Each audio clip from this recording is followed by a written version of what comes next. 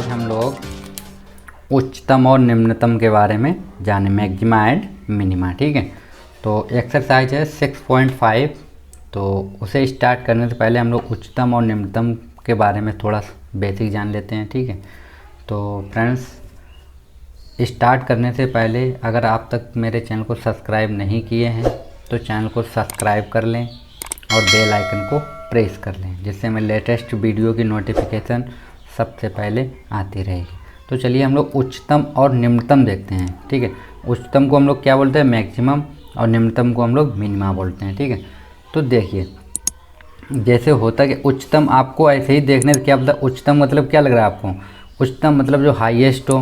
ठीक है, और निम्नतम क्या हो, तो जैसे मान लीजिए जैसे आपने क्रिकेट मैच तो देखते ही होंगे, तो आप लोग क्रिकेट मैच देखा तो कुछ इस तरीके से ग्राफ बना होता है, ऐसे करके ग्राफ बना होता है। ठीक है, तो उससे हमें क्या पता ये चलता है कि यहाँ पे बैट्समैन ने अच्छा परफॉर्मेंस किया, मतलब जो रन आए थे वो अच्छे आए थे, यहाँ पे कम गया। ठीक है, तो ये हमको इस ग्राफ देख के पता चलता है उससे कि कहाँ पे रन ज़्यादा बने थे और कहाँ पे रन कम बने थे। तो ऐसे हम अगर देख के ग्राफ अगर मेरे पास बना हुआ है तो हम देख के बता सकते हैं कि यहाँ पे उच्चतम मतलब बनाए थे, यहाँ पे न्यूनतम बनाए होंगे, यहाँ पे उच्चतम बनाए होंगे, यहाँ पे न्यूनतम बनाए होंगे। तो ये परफॉर्मेंस हमको दिखाई पड़ती है। ठीक है, इसको हम लोग x बोलते हैं और इसको हम x डैश बोलते हैं। ठीक है, और ये होता है YH और ये होता है Y डैश, यहाँ पे मूल बिंदु होता है। ठीक है, 0,0, ये हम बेसिक है थोड़ा बता दे रहे हैं अभी। ठीक है, तो हमें चाहिए उच्चतम और निम्नतम। ठीक, उच्चतम और निम्नतम। तो जो उच्चतम क्या हो, जैसे अब हम आपको एक दूसरा ग्राफ दिखाते हैं। जैसे ये मेरे पास दिया गया है। ठीक है, तो मान लीजिए इस तरीके से कोई ग्राफ ये दिया गया हमको, उल्टा यू। ठीक, ये मेरा क्या है, x है और ये x डैश है, ये y है और ये y डैश है। ठीक है, ये उल्टा यू हमको दिया गया है। तो अब हमको अगर पूछा जाए कि उच्चतम बिंदु क्या बोला जाए, उच्चतम बिंदु। ठीक है, हमसे पूछे जाएंगे उच्चतम बिंदु, तो हम लोग क्या करेंगे, यहाँ से देखो ये लाइन जो थी वो इस तरीके से बढ़ती हुई जा रही थी, इस साइड बढ़ती हुई जा रही थी। तो इसका एक चरम बिंदु ऐसा आएगा, यहाँ पे ये सबसे अधिक होगा। ठीक है, यहाँ पे ये सबसे अधिक होगा। तो अगर मैं यहाँ से एक लाइन ड्रा करूँ x अक्ष के लिए, तो यहाँ पे हमको एक पॉइंट, मान लीजिए यहाँ पे पॉइंट A था, मान लिया हमने कि यहाँ पे पॉइंट A था, तो यहाँ पे जो पॉइंट आएगा वो कितना मिल जाए, A, और A हमको क्या मिलेगा, उच्चतम बिंदु, उच्चतम बिंदु। ठीक है, तो उच्चतम बिंदु हम लोग कैसे निकालेंगे, x अक्ष पे ड्रॉ करेंगे लाइन को, तो वो जो हमको मिलेगा वो उसको हम क्या बोले, उच्चतम बिंदु बोलेंगे। ठीक है, उच्चतम बिंदु को हम लोग क्या बोलते हैं, चरम बिंदु भी बोलते हैं हम। ठीक है, इसी को हम लोग क्रांतिक बिंदु बोलते हैं। ठीक है, तो क्रांतिक बिंदु, चरम बिंदु, और एक और हम बोलते हैं इसको वर्तन बिंदु। हर बुक में अलग अलग बोला जाता है, तो आप चाहे क्रांतिक बिंदु बोलिए, चाहे चरम बिंदु बोलिए, चाहे उच्चतम बिंदु बोलिए, चाहे वर्तन बिंदु बोलिए। ठीक है, तीनों चीज़ें, चारों चीज़ें एक ही हैं। तो अब एक चीज़ और आती है कि हमें चाहिए अब उच्चतम मान, उच्चतम मान। अगर हमसे उच्चतम मान, अगर देखो पॉइंट निकालने के लिए बोला, हमसे उच्चतम बिंदु निकालने के लिए बोला, तो हमें कौन हेल्प करेगा, x अक्ष का हम लोग सहारा लेंगे। ठीक है, किसका सहारा लेंगे, x अक्ष का। और अगर हमसे उच्चतम मान पूछा जाएगा तो हम किसका सहारा लेंगे, y अक्ष का सहारा लेंगे। तो अगर देखो, अगर मैं यहाँ से एक लाइन ड्रा करूँ, स्पर्श रेखा अगर मैं ड्रा करूँ इस तरीके से, ठीक है, ये मैं स्पर्श रेखा एक ड्रा कर रहा हूँ y अक्ष के लिए। ठीक है, तो यहाँ पे जो हमको मिलेगा, यहाँ पे जो हमको मिलेगा वो क्या मिलेगा, हमको उच्चतम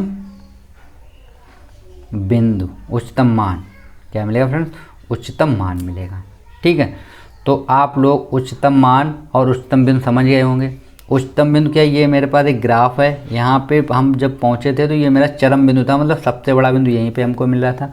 वहाँ से हम लोग एक लाइन ड्रॉ कर लेंगे, तो x अक्ष पे जाएंगे, x अक्ष से हमको क्या मिल जाएगा, चरम बिंदु या क्रांतिक बिंदु या वर्तन बिंदु या उच्चतम बिंदु। ठीक है, कुछ भी आप बोलिए वो हमको मिल जाएगा। मतलब x अक्ष से हमको क्या मिलेगा, बिंदु मिलेगा, उच्चतम या उच्चतम बिंदु। ठीक है, और y अक्ष से हमको क्या मिलेगा, उच्चतम मान मिलेगा। ठीक है, चलिए हम दूसरा एक ग्राफ देख लेते हैं।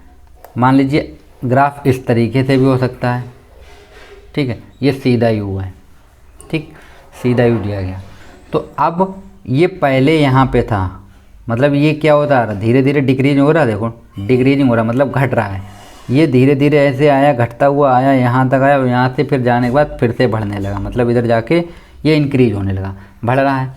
तो अब अगर हमसे पूछे जाए इसके, अब ये आपको क्या, यहाँ पे हमको क्या मिल रहा है, यहाँ पे हमको देखो क्या मिल रहा है, न्यूनतम बिंदु मिल रहा है, सबसे नीचे है न्यूनतम बिंदु, ये एक्स अक्ष है, ये वाई अक्ष है, ये न्यूनतम बिंदु है। तो अगर मैं यहाँ से लाइन ड्रा करूँ, ठीक, यहाँ से अगर मैं लाइन ड्रा करूँ तो यहाँ पे हमको क्या मिलेगा, निम्नतम बिंदु मिलेगा, ठीक है। क्या मिलेगा, न्यूनतम बिंदु बोलिए या क्रांतिक बिंदु बोलिए, क्रांतिक बिंदु, ठीक है। टर्निंग पॉइंट, ये मेरा टर्निंग पॉइंट होता है, यहाँ पे क्या होता है, टर्निंग पॉइंट, यहाँ से घटेगा और बढ़ेगा दोनों का, मतलब इस साइड जाएंगे हम तो बढ़ेगा, इस साइड, तो ये यहाँ पे टर्निंग पॉइंट, इसको हम लोग टर्निंग पॉइंट बोलते हैं, ठीक है। इंग्लिश में हम लोग टर्निंग पॉइंट बोलते हैं और एक्सट्रीम पॉइंट भी बोलते हैं, ठीक है, दोनों चीज़ें बोलते हैं। तो चाहे तो इसे निम्नतम बिंदु बोलिए, चाहे क्रांतिक बिंदु बोलिए, चाहे चरम बिंदु बोलिए या वर्तन बिंदु बोलिए, ठीक है, तीनों चीज़ें एक ही होती हैं। तो यहाँ एक्स अक्ष से हमको क्या मिल जाएगा, एक्स अक्ष से हमको मिल जाएगा निम्नतम बिंदु या क्रांतिक बिंदु मिल जाएगा, ठीक है। अब बात आती है कि हमको क्या चाहिए, निम्नतम, जब न्यूनतम बिंदु हमको मिल गया है तो हमको अब न्यूनतम मान भी चाहिए, न्यूनतम मान चाहिए। तो हम लोग क्या करें, अब हम बाई अक्ष का सहारा लें। तो यहाँ से अगर हम एक लाइन ड्रॉ करें इस पे, जहाँ पे हमको ये बिंदु मिल रहा था, तो ये जो हमको मिलेगा वो हमको क्या मिलेगा, निम्नतम बिंदु मिलेगा, ठीक, ये हमको क्या मिलेगा, न्यूनतम बिंदु मिलेगा, ठीक। अब एक चीज़ आती है, ये तो हो गया निम्नतम बिंदु, और आप लोगों को थोड़ा बहुत समझ में आ गया। अभी हम क्वेश्चन सॉल्व करें तो आपको बहुत अच्छे से समझ में आएगा, ठीक है। तो आप केवल ये समझ लीजिए कि न्यूनतम बिंदु होता क्या है और उच्चतम बिंदु होता क्या है। तो अगर जैसे आपको दो टीले दिखाए जाए, मान लो एक टीला ये है, एक टीला ये है, ठीक है, ये हमने ज़्यादा बड़ा कर दिया। अब जो ना पढ़ा हुआ बच्चा हो उससे भी आप बोलो इसमें बड़ा क्या है, उच्चतम क्या है, तो वो सीधे बोल देगा उच्चतम ये है, न्यूनतम ये है। अब हम लोग क्लास 12th में हैं, तो क्लास 12th में ये तो है नहीं कि हमको ग्राफ मिले और ग्राफ देख के हम बताएं कि कहाँ पे उच्चतम है, कहाँ पे न्यूनतम है, ठीक है। तो उसका मतलब क्या हुआ, तो क्लास 12th में तो यहाँ पे हमें क्या ग्राफ नहीं दिया जाएगा, बिना ग्राफ के दिया जाए, और अब फिर हमसे पूछा जाएगा कि अब बताओ कि ये उच्चतम होगा या न्यूनतम होगा, ठीक है। तो वो चीज़ हम लोग अभी सॉल्व करेंगे, उसका हम ट्रिक का भी अभी आप केवल थोड़ा बेसिक समझ लीजिए कि उच्चतम होता क्या है और न्यूनतम होता क्या है। तो हम लोगों ने यहाँ पे क्या समझ लिया, उच्चतम बिंदु एक्स अक्ष पे मिलेंगे हमको, ठीक है, और वाई अक्ष पे हमको क्या मिलेगा, वाई अक्ष पे हमको मिलेगा उच्चतम मान। मतलब हम बोल सकते हैं कि वाई से हम लोग क्या निकालेंगे, मान निकालेंगे, उच्चतम मान या निम्नतम मान, और एक्स अक्ष से हमको पॉइंट मिलेंगे न्यूनतम बिंदु या उच्चतम बिंदु, ठीक है। उसके बाद एक आता है मेरे पास, आप लोग अपनी बुक खोल लीजिएगा, ठीक है,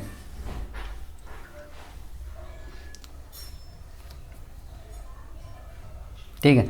तो एक हेडिंग पड़ी होगी, आप लोग अपना खोलिए, क्या होगा, देखो निरपेक्ष मान, ठीक है, निरपेक्ष मान, ठीक है, निरपेक्ष न्यूनतम मान और निरपेक्ष उच्चतम मान, निरपेक्ष उच्चतम मान और निरपेक्ष निम्नतम मान, ये हेडिंग आपके में पड़ी होगी, ठीक है। तो अब निरपेक्ष उच्चतम मान क्या होता है और निरपेक्ष न्यूनतम मान क्या होता है, ये हमको देखना है। तो देखिए ये यहाँ पे ये एक ग्राफ है। अब निरपेक्ष उच्चतम मान एक ही होगा, कहीं ना कहीं पे एक होगा। तो निरपेक्ष एक मान ऐसा होता है, वो मान सबसे बड़ा होता है। तो आप देखो, अगर हम यहाँ पे निरपेक्ष उच्चतम मान देखें तो हमको क्या मिला, देखो अगर मैं यहाँ से लाइन ड्रॉ करूँ तो यहाँ पे हमको सबसे उच्चतम यही मिल रहा इस ग्राफ में। यहाँ पे देखो यू भी मिल रहा है आपको, उल्टा यू सीधा यू दोनों मिल रहे हैं। तो सबसे उच्चतम हमको, तो ये मेरा क्या हो जाएगा, निरपेक्ष उच्चतम मान। और निरपेक्ष उच्चतम मान हमेशा एक ही होता है। निरपेक्ष उच्चतम मान हमेशा कितना होता है, 1 होता है, एक होता है, ठीक है। मतलब यहाँ पे देखो ये मतलब हैं बहुत से ग्राफ ऊपर उठे हुए, यहाँ पे हमें बहुत उच्चतम बिंदु मिल रहे हैं, लेकिन हमेशा एक होता है, ठीक है। और इसमें जो एक होता है निरपेक्ष मान, तो अगर मैं यहाँ पे डालूँ तो ये मुझे निरपेक्ष उच्चतम बिंदु मिल जाएगा, ठीक है। तो अब हमें यहाँ पे चाहिए कि निरपेक्ष निम्नतम मान क्या हो। तो अब देखो ये वाला कम है या ये, चलो हम मान लेते हैं ये वाला मेरा कम है, ये वाला। तो यहाँ से हमको क्या मिल जाएगा, निरपेक्ष निम्नतम मान। और अगर मैं इसको यहाँ पे ड्रा कर दूँ तो हमको मिल जाएगा निरपेक्ष न्यूनतम बिंदु मिल जाएगा। ठीक है, ये तो हो गया ये चीज़। तो अब यहाँ पे मेरे पास रूल क्या है, ठीक है, रूल मेरे पास क्वेश्चन है क्रांतिक बिंदु आप लोग समझ चुके हैं। ठीक है, तो अब हम लोग थोड़ा रूल के बारे में देख लेते हैं कि हमको क्वेश्चन सॉल्व कैसे करने हैं। ठीक है, तो देखिए एक क्वेश्चन होता है, मान लीजिए कोई हमें फलन दिया जाएगा y बराबर एफ एक्स, हमको कोई फंक्शन दिया जाएगा। ठीक है, इसमें हमें उच्चतम मान, स्थानीय उच्चतम या स्थानीय न्यूनतम मान के बारे में पता करना है। स्थानीय उच्चतम या स्थानीय निम्नतम, ठीक है, इनके बारे में हमको पता करना है, स्थानीय उच्चतम या स्थानीय निम्नतम के बारे में। ठीक है, तो हम कैसे निकालेंगे वो आप लोग देख लीजिए। वर्किंग रूल है, हम आपको वर्किंग रूल दिखाते हैं। ठीक है, वर्किंग रूल क्या है, सबसे पहले जो आपको दिया जाए, मान लीजिए आपको दिया गया एफ एक्स, मतलब y बराबर ये फंक्शन हमको दिया गया एफ एक्स, सबसे पहले आप उसका क्या निकालिए, d Y upon D x निकालिए। क्या निकालिए, d Y upon D x निकाल लीजिए या एफ डैश एक्स निकाल लीजिए। सबसे पहले आप अवकलन कर लीजिए, क्या कर लीजिए उसका, आप अवकलन कर लीजिए। ठीक है, इतना करने के बाद अब आप खुद देखिए, जब हम इस अक्ष पे चलेंगे तो यहाँ पे क्या हमको मिलता है, एक्स अक्ष पे हमको मिलता है कि यहाँ पे हमेशा ये जीरो होता है। क्या होता है, ये हमेशा जीरो, मतलब बाई अक्ष हमेशा इस पे जीरो होता है। और ये जो वैल्यू होती है मेरे पास एफ एक्स, ये जो वैल्यू होती है वो बाई की ही वैल्यू होती है। तो हम लोग एफ डैश को यहाँ पे क्या कर देंगे, मतलब फर्स्ट कंडीशन थी कि मेरे d Y upon D x ज्ञात कीजिए। ठीक है, ज्ञात करना, ये हो गया। ठीक, सेकेंड कंडीशन क्या है मेरे पास, सेकेंड है अब हम लोग क्या करेंगे, जो एफ डैश एक्स है, ठीक है, इसके बराबर हम लोग जीरो पुट करेंगे। या आप लोग जैसे मान लीजिए d Y upon D x है, इसके बराबर हम लोग क्या करेंगे, जीरो करेंगे, जीरो रखेंगे। ठीक है, तो आप लोग बेसिक समझते थे, पहले हम क्या करेंगे, अवकलन करेंगे। ठीक है, एफ डैश एक्स निकालेंगे, उसके बाद सेकंड में क्या करें, एफ डैश एक्स बराबर हम लोग जीरो करेंगे। ठीक है, जीरो करने के बाद जीरो करेंगे तो हमको यहाँ पे एक्स के कुछ वैल्यू मिलेंगे, जैसे मान लीजिए A B C dot dot, ऐसे बहुत सी वैल्यू मिल सकती हैं हमको। ठीक है, ए बी सी कुछ भी वैल्यू हमको मिल सकते हैं, मतलब यहाँ से हम लोग एक्स का मान निकाल लेंगे। ठीक, उसके बाद हम लोगों को थर्ड में क्या करना है, इसमें हमको चेक करना है। ठीक है, चलिए हम आप लोगों को बुक में ही समझा देते हैं। जैसे हमारे पास कोई फलन दिया गया होगा, ठीक है, क्या दिया गया हमको, फलन दिया गया हमको।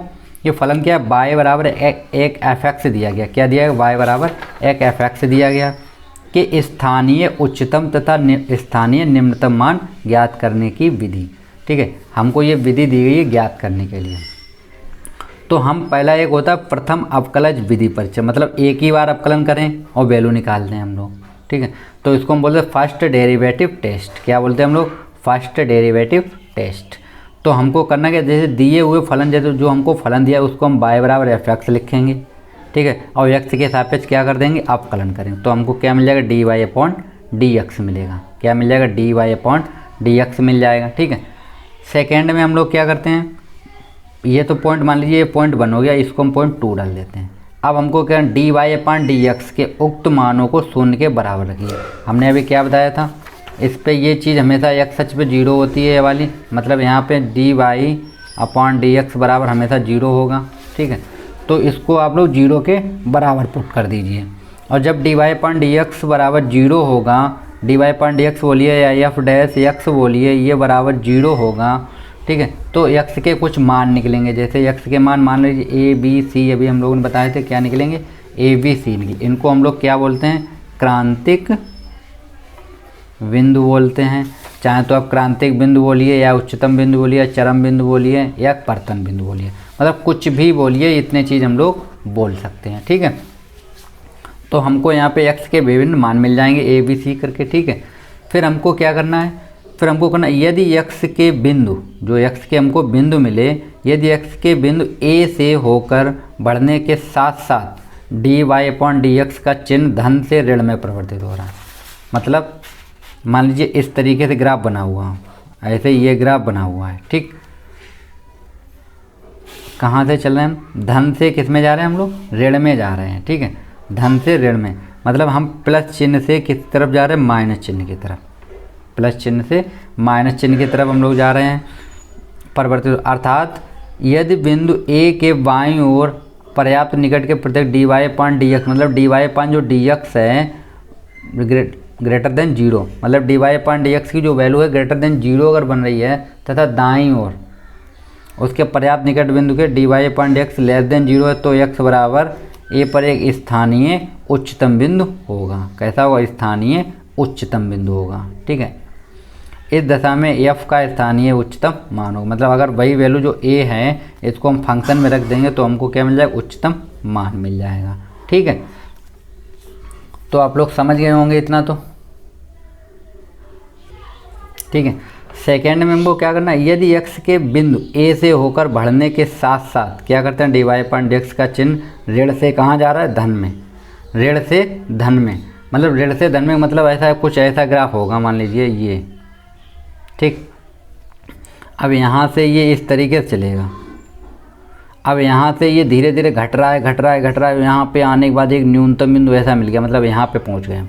अब यहाँ से इतना क्या किया, बढ़ना स्टार्ट कर दिया, यहाँ से चल रहा तो ये घटता हुआ तो यहाँ से ये बढ़ना स्टार्ट कर दिया। तो हम क्या जब माइनस से किस में जा रहे हैं, प्लस चिन्ह में, माइनस से प्लस चिन्ह में जा रहे हैं हम लोग। तो जब माइनस से प्लस चिन्ह में जाएंगे तो हमको क्या मिलेगा, dy अपान dx लेस देन 0 मिलेगा। ठीक है, तो a के दाईं ओर इसके पर्याप्त निकट के प्रत्येक बिंदु, मतलब dy अपान dx ग्रेटर देन क्या है, 0 है, तो x बराबर a पर एक स्थानीय निम्नतम मान होगा, बिंदु होगा। अभी हम लोग क्वेश्चन सोल्व करेंगे, आपको बहुत अच्छे से समझ में आएगा। ठीक है, थर्ड कंडीशन क्या बोल रहे हैं हमसे कि x के बिंदु, अगर x के बिंदु a से होकर बढ़ने के साथ साथ, मतलब अगर x से बढ़ भी रहे हैं, ठीक है, साथ साथ क्या dy अपान dx का चिन्ह परिवर्तित नहीं होता, मतलब ऐसे ग्राफ मिल गए हमको जैसे उनका कोई परिवर्तन ही नहीं होता, चाहे वो जैसे माइनस है तो माइनस ही रहा, प्लस है तो प्लस ही रहा। ठीक है, ना घट रहे हैं ना बढ़ रहे हैं, तो x बराबर ना तो स्थायी उच्चतम बिंदु होगा और ना ही स्थानीय निम्नतम बिंदु, ना तो वहाँ पे हमें उच्चतम बिंदु मिलेगा और ना ही निम्नतम। तो इस प्रकार के बिंदु को हम क्या बोलते हैं, नति परिवर्तन बिंदु कहते हैं। क्या कहते हैं उनको, हम नति परिवर्तन बिंदु कहते हैं। ठीक है, तो इसी प्रकार x बराबर b और x बराबर c पर जांच। तो अगले हम क्या करें, x बराबर b पर, पहले हम a पे चेक कर रहे थे, अब हम उस पे छोड़ के अब किस पे, b पे चेक करेंगे, और b पे भी अगर यही कंडीशन में तो हम फिर c पे चेक करेंगे। ठीक है, तो ये तो हो गई थी प्रथम अवकलज विधि। अब द्वितीय अवकलज विधि हम लोग देखते हैं, द्वितीय अवकलज विधि क्या होती है। ठीक है, अब हम लोग देते हैं द्वितीय उच्चतर अवकलज परिचय, मतलब द्वितीय या उससे अधिक वाले हम लोग देख लेते हैं। ठीक है, मतलब अगर हम 2 बार अवकलन करें वो देखते हैं, और अगर 2 से ज़्यादा बार अवकलन करना पड़े तो हम वो लोग देख लेते हैं। ठीक है, तो इसमें हमको क्या करना होता है, देखो इसमें हमको करना होता है कि दिए हुए फलन, जो हमको फलन दिया जाएगा एक y बराबर f(x) का x के सापेक्ष क्या कीजिए, अवकलन कीजिए। ठीक है, सबसे पहले उसका आप x के सापेक्ष डिफरेंशिएट कर दीजिए। फिर क्या करना हमको, dy अपान dx के उक्त मान को 0 के बराबर रखिए। हमने बताया था क्योंकि हमें जब वैल्यू चाहिए होती है तो हम x अक्ष पे चलते हैं, और x अक्ष पे y हमेशा कैसा होता है, 0 होता है। ठीक है, तो हम x अक्ष पे चलते तो हमको यहाँ पे dy अपान dx बराबर हम लोग क्या कर देंगे, 0 पुट करेंगे, मतलब dy अपान dx बराबर 0 करेंगे, और हमको वहाँ से क्या मिलेगा, x के मान मिलेंगे। क्या मिलेंगे हमको, x के मान, मतलब x के मान को हम लोग क्या बोलते हैं, क्रांतिक बिंदु बोलते हैं। x के मान को हम लोग क्या बोलते हैं, क्रांतिक बिंदु कहते हैं। ठीक है, तो उसके बाद हमको dy अपान dx का x के सापेक्ष अवकलन करके dy अपान, मतलब जो हमने dy अपान dx निकाला उसका पुनः अवकलन कर दीजिए आप लोग। ठीक है, पुनः अवकलन कर देंगे, तब हमको d2y अपान dx स्क्वायर में x के स्थान पर a b c के मान रखिए। ठीक है, जब द्वितीय कोटि का अवकलन कर लेंगे हम लोग तो वहाँ पे जो हमने x बराबर a b c निकाले उसके हम लोग मान रखेंगे। ठीक है, जैसे इस तरह, जैसे d2y अपान dx हमने x बराबर a रखा, d2y अपान dx को x बराबर b रखा, ऐसे c रखा, और भी होंगे d, तो वो हम सब रखेंगे। ठीक है, तो इसमें हमको क्या मिलेगा, नंबर 1, यदि नंबर 1 d2y अपान dx स्क्वायर x बराबर a ऋणात्मक है, इसकी वैल्यू कैसी निकल आई, अगर वैल्यू इसकी ऋणात्मक निकली, ठीक है, तो x बराबर a पर y का मान कैसा होगा, उच्चतम होगा। ठीक है, अगर हम x बराबर a रखेंगे इसमें और वैल्यू कैसी है, ऋणात्मक निकली, तो हम क्या बोलेंगे, उच्चतम बोलेंगे। मतलब इंग्लिश में अगर बोलें तो हम उच्चतम को क्या बोलते हैं, मैक्सिमा। अगर ऋणात्मक वैल्यू निकलेगी तो मैक्सिमा बोलेंगे, ठीक है। और ठीक है, इधर हम आपको लिख के दें, अगर वैल्यू निगेटिव निकली तो हम लोग क्या बोलेंगे, उच्चतम बोलेंगे, ठीक। और अगर वैल्यू पॉजिटिव निकली तो हम लोग उसको निम्नतम बोलेंगे या यूँ कहिए, इसको हम उच्चतम बोलते हैं, मतलब उच्चिष्ट भी बोलते हैं। क्या बोलते हैं हम लोग, उच्चिष्ट, और इसको हम लोग बोलते हैं निम्निष्ट, ठीक है। तो ये हो गया। तो अगर ऋणात्मक तो उच्चतम बोलेंगे, और बाई का जो मान होगा वो कैसा होगा, उच्चतम, मतलब ये वैल्यू हम फंक्शन में रख देंगे तो हमको क्या मिल जाएगा, उच्चतम मान मिल जाएगा, ठीक। यदि नंबर 2 क्या है, d2/dx², मतलब x बराबर a पर अगर वैल्यू कैसी है, धनात्मक निकली तो x बराबर a का मान कैसा होगा, न्यूनतम, मतलब निम्निष्ट होगा, ठीक है। तो हमको क्या मिलेगा, निम्नतम मान मिलेगा वहाँ से, ठीक।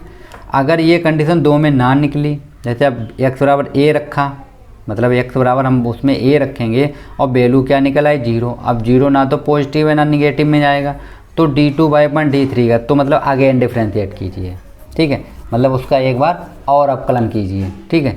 फिर वैल्यू रखिए x बराबर है, तब डज नॉट 0 आए तो x बराबर a का मान, y का मान ये होगा, y का मान ना तो उच्चतम होगा और ना ही निम्नतम होगा, ठीक है। तब भी ये कंडीशन बन जाए तो ये होगा, ठीक। और थोड़े पॉइंट हैं वो देख लेते हैं हम लोग। यदि d2/d3 x बराबर a पर 0 निकल आए, फिर से 0 निकल आए, तो d4/dy ज्ञात कीजिए, मतलब फिर से डिफ्रेंशिएट कीजिए। आप डिफ्रेंशिएट करते ही रहिए उसको, ठीक है।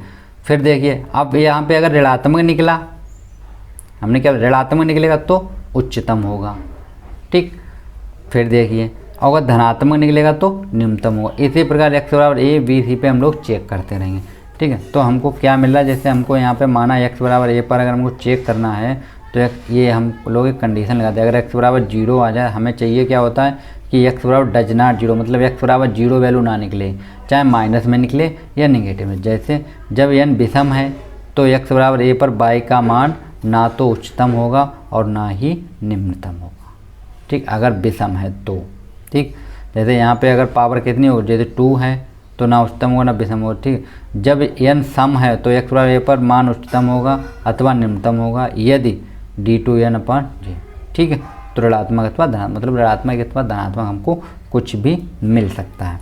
अब हम लोगों ने अभी बताया था कि क्या होता है, किसी फलन का उच्चतम और निम्नतम मान, maximum and minimum value of function of in close interval, ये होता है क्लोज इंटरवल, ठीक। ये क्लोज इंटरवल आपको 2 तरीके के साइन मिलेंगे, इस तरीके से, एक कहीं कहीं आपको ए बी ऐसे बंद होकर मिलता है, एक इस तरीके से। इन ब्रैकेट में आपको लगता होगा ये एक से नहीं, इनमें बहुत सा अंतर। इसका मतलब होता है ए और बी के बीच, इनके उनके बीच, जैसे मान लीजिए ये एक लाइन है, यहाँ पे ए है और यहाँ पे बी है, यहाँ पे बीच में सी और डी दिया है, तो हमको सी और डी पर चेक करना है, ओनली सी और डी पर चेक करना है। और इसका मतलब होता है कि हम ए पे भी चेक कर सकते हैं, सी पे भी चेक कर सकते हैं, डी पे भी, और इस पर, मतलब किसी भी चेक नंबर पे चेक कर सकते हैं, ठीक है। तो माना एक अंतराल होता है ए बी पर एफ एक संतत फलन है, तब एफ का जो उच्चतम मान है अथवा निरपेक्ष उच्चतम मान या महत्तम मान बोलते हैं हम उसको, ठीक है। इंग्लिश में क्या, एब्सोल्यूट मैक्सिमम वैल्यू बोलते हैं, अथवा सार्वत्रिक अधिकतम मान या global maximum of greatest value, ठीक है, होता है। तो अंतराल में कम से कम एक बार एफ का मान प्राप्त करता है, मतलब ऐसा एक ही मान होगा, 2-3 मान नहीं होंगे। जैसे उच्चतम मान बहुत से हो सकते हैं, लेकिन यहाँ पे उच्चतम मान एक ही होगा, मतलब एक मान होगा जो सबसे हाईएस्ट हो, जो हमने बताया था अभी निरपेक्ष का, ये सबसे हाईएस्ट है तो यहाँ पे होगा, ठीक है, और सबसे कम यहाँ पे होगा। तो ये लोग, तो हम कैसे निकालें, माना समझा एफ एक अवकलनीय फलन है, तो माना कि अंतराल का कोई अंतरिक्ष बिंदु सी होगा, तो यदि सी पे निरपेक्ष मान प्राप्त करें तो एफ डैश सी बराबर क्या कर दीजिए, 0 कर दीजिए, ठीक है। और निरपेक्ष मान प्राप्त करना तो भी एफ डैश सी बराबर 0 कर दीजिए, ठीक है, ठीक है। तो फ्रेंड्स, हम लोगों ने उच्चतम और निम्नतम के बारे में थोड़ा बहुत बेसिक जान लिया है। तो अब हम लोग जब क्वेश्चन स्टार्ट करेंगे तो हमको कुछ ज़्यादा अच्छे समझ में आए। तो चलिए आप लोगों को हम एक क्वेश्चन दिखा देते हैं पहले, ठीक है, उसके बाद आपको ज़्यादा अच्छे से समझ में आएगा, ठीक है। तो क्वेश्चन हम एक क्वेश्चन ले लेते हैं और क्वेश्चन के माध्यम से हम समझने की कोशिश करें कि फलन कैसा होगा, उच्चतम होगा या निम्नतम होगा। एक क्वेश्चन हम कोई सा भी लेते हैं, ठीक है, इजी क्वेश्चन लेंगे थोड़ा सा। चलिए एक क्वेश्चन हम लोग लेते हैं, बुक का ही ले लेते हैं अपनी। तो फ्रेंड्स ठीक है, हम एक क्वेश्चन ले लेते हैं। जैसे हमने ले लिया y बराबर, हम लोगों ने क्वेश्चन ले रखा है 4x माइनस 1 की पावर 2 और प्लस 6। ये हमारे पास एक क्वेश्चन है। इसको हम चाहें तो ऐसे भी लिख सकते हैं fx बराबर 4x माइनस 1 की पावर 2 प्लस 6। ठीक, अब हमने क्या बताया, सबसे पहले इसका अवकलन कीजिए, तो हम इसका डिफ्रेंशिएट करेंगे। तो हमको क्या मिल जाएगा, एफ डैश एक्स बराबर मिलेगा, ये पावर कहाँ आएगी, आगे अवकलन तो आप लोगों को आ ही गया होगा। ठीक है, तो ये हो जाएगा 2 और ये हो जाएगा 4x माइनस 1, इसकी पावर कितनी हो जाएगी 1। अब जब इसका करेंगे तो कितना मिलेगा, केवल 4 मिलेगा, क्योंकि 1 कैसा हो जाएगा 0 हो जाएगा, ये हो गया 0। ठीक, अब एफ डैश एक्स बराबर कितना, देखो इसका यहाँ पे हमको मिल रहा 2 और इसका मल्टीप्लाई करेंगे कितना 8, ये हो गया 4x माइनस 1। ठीक, 0 का लिखने से कोई फ़र्क नहीं पड़ने वाला।